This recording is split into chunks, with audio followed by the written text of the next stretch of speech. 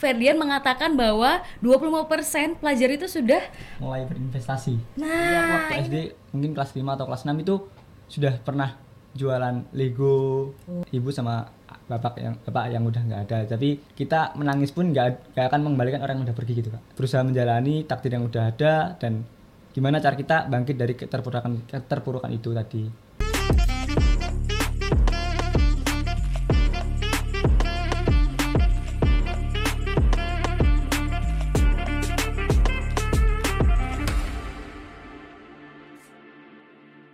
halo pemirsa UB TV, udah lama banget nih ya kita nggak jumpa. Aku Khairunisa dan saat ini kita akan ngobrol-ngobrol dalam program baru podcast bertajuk Let's Talk.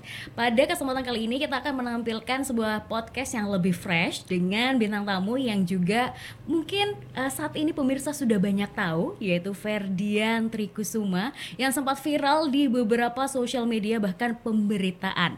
Siapa yang nggak tahu Ferdian yang kata orang ketiban rezeki. Wah, tapi ini ke arah positif ya, di mana Ferdian ini mendapatkan beasiswa dari Menteri Pak Bahlil dan juga mendapatkan kontrak kerja secara langsung. Langsung aja kita ngobrol dan ulas semuanya bareng dengan Ferdian. Iya. Halo Ferdian, gimana nih kabarnya hari ini? Alhamdulillah baik, Kak. Oke, ini kalau kita ngomongin Ferdian, di beberapa artikel udah banyak banget nih yang ngobrolin soal Ferdian. Usia 18 tahun, alumni dari SMA Babat Lamongan, waduh gitu ya. Sekarang aku pengen nanya sesuatu hal yang belum banyak dibahas. Apa makanan favorit Ferdian? Makanan favorit sih ya aslinya soto Lamongan ya, Kak. Oke. Sama pecel lele. Pecel lele. Iya. Apa tuh isinya pecel lele? Ada ayam, timun, terus sambal juga. Lelenya di mana terus? Ya kan namanya pecel lele itu dari dulu katanya itu dipecel gitu. I see. Nah, nemuin nggak menu-menu makanan yang kamu suka di Kota Malang? Nemuin sih, Kak. Pecel lele itu tadi. Oke. Enak nggak? Rasanya sama nggak nih sama yang asli dari Lamongan? Agak beda ya rasanya. Kalau Lamongan lebih pedesnya terasa, terus kalau di Oke. sini masih ada manis-manisnya. Oh, I see. Kalau di Malang nih sudah pernah kuliner apa aja atau mungkin kamu punya makanan favorit yang oke, setiap hari aku harus makan ini? Kalau kulineran masih belum explore ya. Hmm. Tapi ya kalau tiap hari pastinya ya always geprek. Ayam geprek gitu ya. Makanan sejuta umat mahasiswa Universitas Brawijaya. Coba nih pemirsa siapa yang suka banget makan geprek. Coba deh, aku pernah lihat di Instagram kamu nge-review rawon di depannya Mbak Nana, kemudian Sandi Uno dan sebagainya. Sekarang boleh dong singkat aja kamu review geprek pura-pura nih ya. Siapa tahu di depan kamu ada geprek terus kamu review ala-ala kamu ke pemirsa. Boleh pakai bahasa Jawa aja ya. Boleh banget. Ya, karena waktu itu sebenarnya disuruh pakai bahasa Jawa. Ah. Karena tentang temanya juga budaya juga. Jadi ya, Boleh. ayo semuanya kini mangan pecel lele ataupun geprek. Geprek iki is enak sih. Pemane sambelnya pedes iki. Keroso anjen. Ya gitu aja sih. Wah, keren. Jawa banget ya, kamu memang asli orang Jawa Iya, ya. asli Jawa. Oke, jadi Jawanya sudah ibaratnya lancar banget. Oke, terus gimana nih kesan kamu dari Kota Lamongan ke Kota Malang? Apa yang bikin kamu ngerasa beda banget nih Lamongan dan Kota Malang? Mungkin dari hawanya. Kalau di Lamongan Mm-mm. agak panas. Kalau di Malang sekarang musim-musim maba katanya dingin. Kalau menyambut maba kan katanya Malang juga dingin. Terus dari kultur juga kan beda. Jadi masih perlu adaptasi juga. Kultur, menarik nih. Apa tuh sesuatu yang beda? Kan kita sama-sama ibaratnya orang Jawa gitu ya. Iya. Apa tuh kira-kira yang beda? Ya mungkin kalau di Lamongan kayak sama temen itu masih pakai bahasa Jawa juga. Kalau di sini kan kulturnya bukan hanya dari orang Malang aja, tapi dari luar Malang juga. Jadi kita ya sesekali pakai bahasa Jawa malah lebih ke pakai bahasa Indonesianya gitu. Oh, bener ya, karena teman-teman rata-rata malah dari luar kota Malang yang hadir di Iya. sini, dari Jakarta, Bandung, apa sebagainya. Oke, seru-seru. Nah ini berarti Ferdian sudah menjalankan perkuliahan atau masih dalam rangkaian PK2 Maba saat ini? Masih PK2 Maba juga, tapi kuliah sudah mulai jalan, sudah hampir mau 2 minggu ini. Oke, 2 minggu ya. Boleh dong diceritain gimana kesan pertama untuk kuliah di UB selama 2 minggu? Apakah ada sesuatu yang berbeda sama zaman-zaman sekolah dulu? Beda. Kalau beda masih tetap ada. Karena kalau di SMA kan kita dari jam 7 pulangnya tetap harus jam 3. Oh. Meskipun itu ada pembelajaran atau enggak kan pulangnya tetap jam 3 kan ya Kak. Kalau di perkuliahan sekarang kan lebih fleksibel waktunya. Jadi meskipun dosen matkulnya jam 7 sampai jam 9, tapi bisa aja dosen selesainya jam 8.30 ataupun lebih dari jam 9 kan bisa aja. Oke. Nah, berarti sekarang Ferdian ini sedang disibukkan apa aja nih selain kuliah atau masih disibukkan dengan ospek juga atau seperti apa? Kuliah juga jalan, terus ospek itu setiap hari Sabtu. Ya, terus juga mulai membangun startup juga bareng teman-teman, bareng kakak juga. Wah, ini seru nih. Karena ini berkaitan dengan hal-hal yang viral berkaitan dengan si Ferdian, bahwa Ferdian ini cita-citanya jadi CEO. Nah, sekarang sudah mulai membangun startupnya sendiri. Boleh dong di-share ke teman-teman startupnya tentang apa dan sudah berapa lama dibangun bersama teman-teman? Ya, aku sendiri co-founder dari Startup ID. Ini startup yang berfokus di bidang learning, kayak edukasi buat para wirausaha. Kita memberikan edukasi gimana sih cara mulai bisnis, kayak belajar bisnis dari nol. Terus kita bisnisnya itu kayak kita kayak main Uno gitu Kak. Ya, jadi kita ada bonding kartunya. Oke. Ada kelas-kelas juga buat mereka yang mau belajar lebih dalam tentang wirausaha dan pengen jadi entrepreneur juga. Ada bukunya juga. Oh, berarti ada kurikulumnya. Iya. Kemudian bisa milih gitu ya, mau Iya. ngambil ke mungkin tahap yang nomor 1, 2, 3 kayak gitu. Ya, ada. Kalau mereka mau milih satu aja juga boleh. Terus ada bundlingnya juga ada. Oke, terus siapa tuh yang bisa untuk menikmati pembelajaran yang disediakan oleh startup tadi? Ya, mungkin teman-teman yang pengen lebih dalam lagi, pengen belajar bisnis, terus kita juga welcome buat collab sama itu, entah itu UKM ataupun kayak pemerintah yang mau ngadain event yang yang eventnya itu kayak pelatihan bisnis, kita juga welcome juga. Oke, jadi ini fokusnya kepada teman-teman mahasiswa ya, cenderungnya ke sana yang ingin memulai bisnis. Bukan hanya mahasiswa sih Kak, kayak mungkin banyak yang pelajar sekarang kan sudah mulai open minded tentang bisnis juga. Jadi kayak mahasiswa juga bisa, pelajar juga bisa, kayak orang-orang umum yang pengen lebih dalam lagi juga Boleh. dibolehkan. I see. Ini sekarang kalau kita ngomongin sebuah lembaga pembelajaran dan kamu juga menjalankan sebuah bisnis, pasti yang menjadi pertanyaan adalah harganya affordable nggak nih ya untuk kira-kira orang-orang belajar di tempatnya Ferdian? Karena kalau kita udah ngomongin bisnis, wah kayaknya mahal nih. Kalau kita ngeliat seminar-seminar yang ada gitu ya, yang ngajarin expert dan sebagainya, investasinya lumayan nih untuk satu kali belajar. Nah, kalau di startnya Ferdian, kira-kira gimana nih? Apalagi target marketnya ternyata pelajar dan juga teman-teman mahasiswa. Ya, pastinya terjangkau juga. Kan kalau mau ada harga kan ada kualitas juga. Kita juga memberikan yang terbaik buat nantinya. Jadi bisa dicobalah. Oke, boleh nggak di-spill sedikit kurikulumnya apa? Misalnya belajar tentang bisnis plan, terus belajar untuk memahami market apa sebagainya. Coba Ferdian share ke teman-teman. Jadi benefit apa dari lembaga pembelajarannya Ferdian ketika orang-orang akhirnya memilih, oke aku mau investasi uang aku buat belajar di tempatnya Ferdian.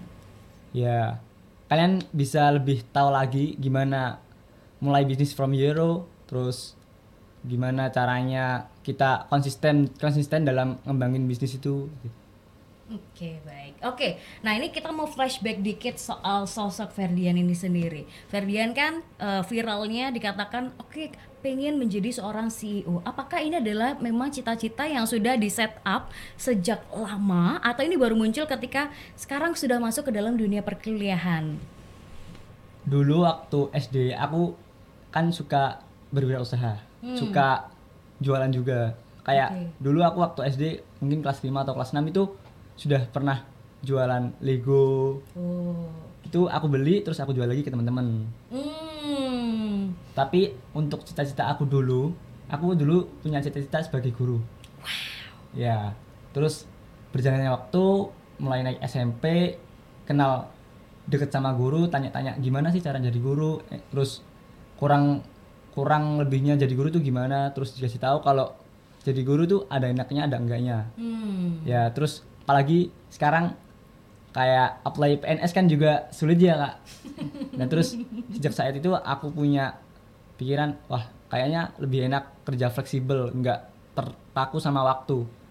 Jadi sejak saat itu mulai ada pikiran buat jadi entrepreneur, Oke. lagi CEO gitu. Makanya kamu kuliahnya ini mengambil di jurusan administrasi bisnis untuk mengakomodasi cita-cita Ya, kamu. lebih mendalami lagi tentang bisnis lagi. I see. Berarti Ferdian ini ingin bisa memahami bisnis bukan hanya sekedar dari teori yang di permukaan ya, benar-benar ingin bisa langsung apply ke bisnis kamu sendiri gitu ya. Ya, lebih ke Oke. prakteknya. I see. Ini Ferdian ini tipikal orang yang kalau aku lihat terstruktur dan disiplin nih dalam hidup. Kamu punya life planning yang seperti apa sih? Kalau misalnya ngelihat Ferdian yang dulu sama yang sekarang, apa bedanya? Apalagi kemarin ada life changing moment ketika kamu viral mendapatkan beasiswa dan juga mendapatkan kesempatan kontrak kerja langsung. Dari kecil nggak ada keinginan buat jadi seperti ini. Cuma ya nggak expect aja bisa sampai sejauh ini dan bisa dikenal banyak orang dengan diterimanya dari kemarin dapat beasiswa juga. Cuma sekarang lebih gimana caranya aku nge-improve diri aku gitu. Oke.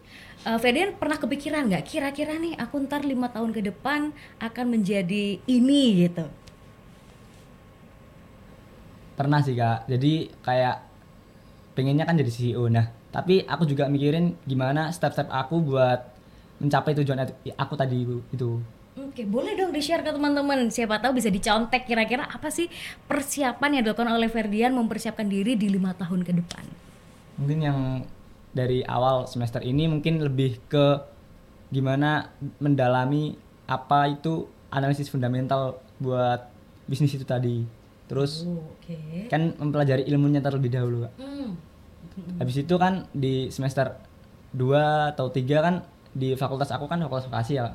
Nah itu kan ada magang. Nah itu bisa jadi opportunity ke aku buat lebih nge-improve diri aku, gimana diri aku sejauh mana aku bisa melakukan atau mencapai tujuan aku itu tadi. Oke, siap-siap. Nah, kalau sekarang kita mikir yang lebih jauh lagi nih, cita-cita pemerintah di 2045. Kamu udah kebayang nggak kira-kira sosok Ferdian di tahun 2045 bisa kontribusi apa ya buat Indonesia?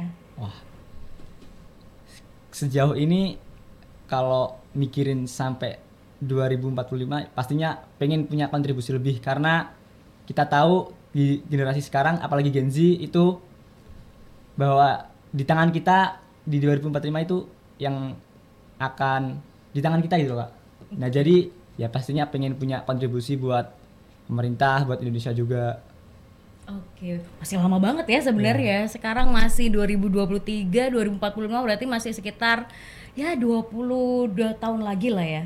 Kita kan di 2045 nanti kan kita yang jadi pemimpin bangsa ini. Jadi gimana caranya kita memanfaatkan momentum ini kan Indonesia sekarang nih di masa bonus demografi. Jadi lebih banyak usia produktifnya daripada usia non produktif. Jadi waktunya kita memanfaatkan ini lebih baik. Jadi kita udah ada momentum nih. Jadi gimana caranya kita memanfaatkan momentum ini? Jangan sampai ini menjadi bumerang buat kita, malah Indonesia lebih nggak bisa memanfaatkan momentum ini lah. Oke, sih ini menarik nih dari omongan kamu yang berkaitan saat ini lebih banyak usia produktifnya ya. Sekarang kalau Ferdian melihat sekitar deh, nggak usah jauh-jauh dari teman-teman aja yang ketemu mungkin kemarin di PK2 Maba atau mungkin yang di kelas, apakah sosok-sosok yang dikatakan produktif itu memang bisa mencerminkan sosok-sosok yang suatu saat nih 2045 bisa menjadi sosok pemimpin bangsa nanti? Kira-kira dari pandangan Ferdian aja. Iya. Kemarin waktu PK2 Maba juga banyak teman-teman yang open minded soal kayak ngasih pertanyaan ke pemateri juga. Jadi dari itu aku punya opini bahwa teman-teman juga bisa jadi bagian dari Indonesia Emas 2045. Wah, dan ikut bangga nih ya karena ini adalah teman-teman yang ada di Universitas Brawijaya. Iya. Kita tunggu nanti ya kontribusi Ferdian bersama teman-teman di 2045 akan seperti apa. Oke, nah aku juga sempat ngelihat video kamu yang viral itu berkaitan dengan pertanyaan yang kamu sampaikan kepada Pak Menteri Bahlil gitu ya. Dan itu menarik karena pertanyaan yang kamu sampaikan itu benar-benar konkret berupa sebuah data, bukan hanya ibaratnya gitu ya, omong kosong doang dari sisi pertanyaan. Dan mungkin ada pemirsa yang belum tahu, jadi kalau kurang lebih pertanyaannya adalah berdasarkan dari CNN Indonesia, Ya, saat itu Ferdian mengatakan bahwa 25% pelajar itu sudah.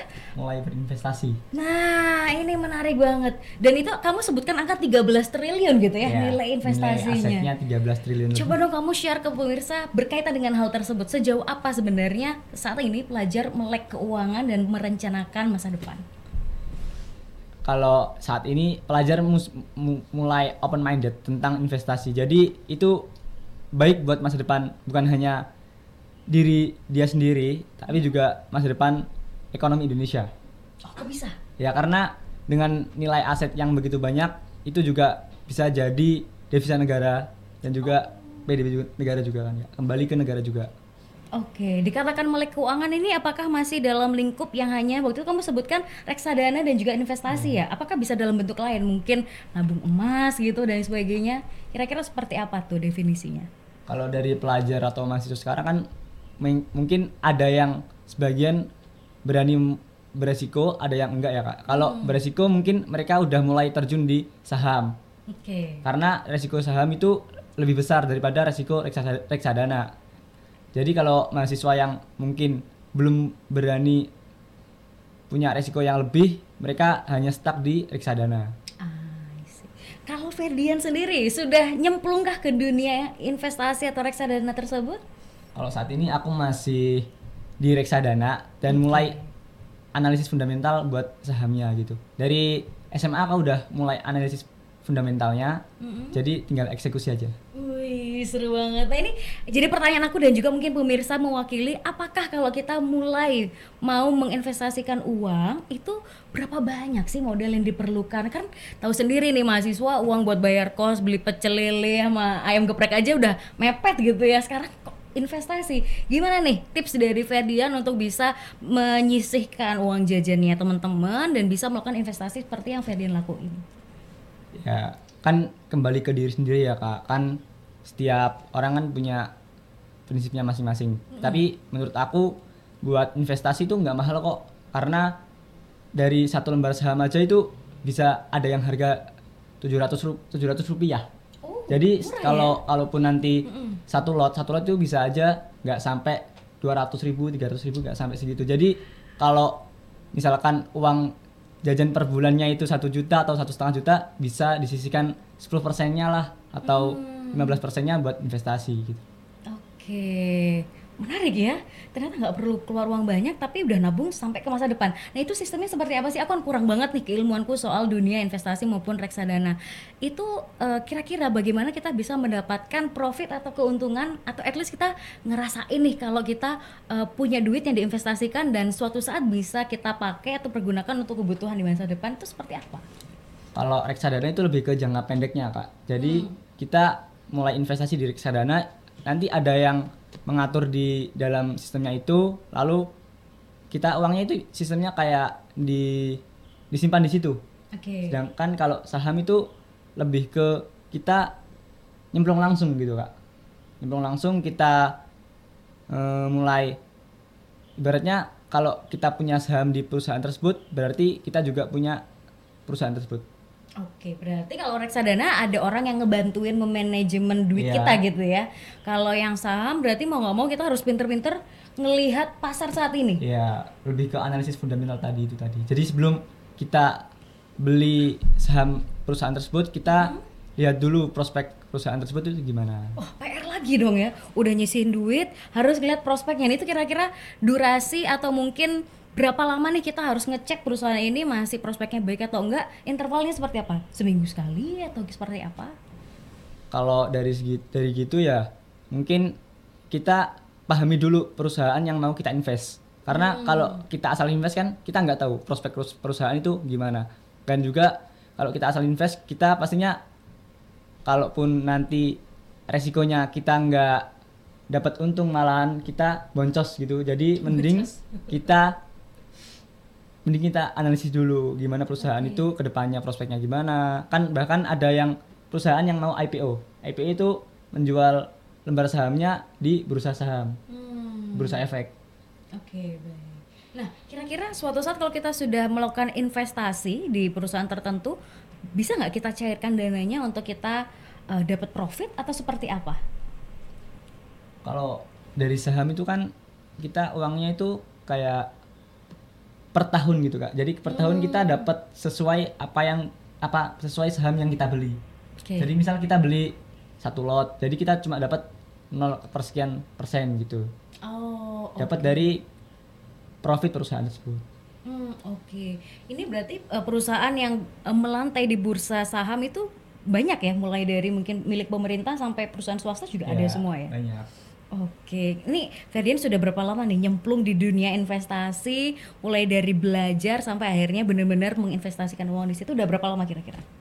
Aku mulai dari awal SMA masih mulai belajar soal reksadana karena belum begitu paham soal saham juga. Sampai Oke. sekarang juga masih belum begitu paham gimana sih saham itu, jalannya itu gimana. Tapi ya secara nggak langsung berusaha buat memahami dan juga mempraktekkan secara langsung. Jadi mungkin kalau reksadana mulai kelas 10 ya Kak, mulai awal SMA. Kalau Wow. kalau saham mungkin baru awal naik kelas 12.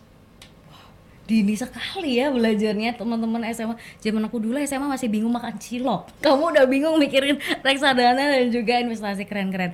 Kira-kira dalam proses kamu belajar memahami soal investasi dan reksadana, ada ketemu kayak sedihnya atau mungkin pernah invest di suatu perusahaan yang wah ternyata nggak profit nih, akhirnya kamu jual lagi atau akhirnya kamu belikan yang lain? Ada nggak momen-momen seperti itu?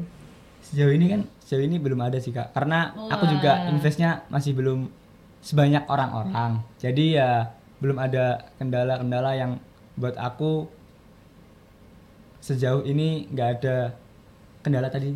Oke, berarti masih cukup aman ya buat teman-teman atau pemirsa yang mau mencoba ngikutin Ferdian. Amannya tadi reksadana dulu. Iya. Kalau mungkin udah jago di situ, mau nyemplung di yang investasi saham boleh banget gitu. Oke, nah Ferdian sekarang kita ngomongin soal dunia mahasiswa. Wih, ini dunianya Ferdian banget sebagai mahasiswa baru. Ini sambil mengingatkan ke pemirsa, walaupun obrolan kita udah keren banget, Ferdian ini masih mahasiswa baru, tapi keilmuannya yang luar biasa. Nah, dari obrolanku tadi yang kita udah ngobrol soal gimana sih seorang Ferdian tuh bisa menanyakan sesuatu yang berdasarkan fakta dan data. Apakah kamu tuh hobinya emang ngebacain koran atau mungkin artikel-artikel berita sampai akhirnya di otak tuh sudah punya tuh isi kepalanya berkaitan dengan hal-hal yang berbau data saat ini. Kayak apa sih? Aku penasaran banget.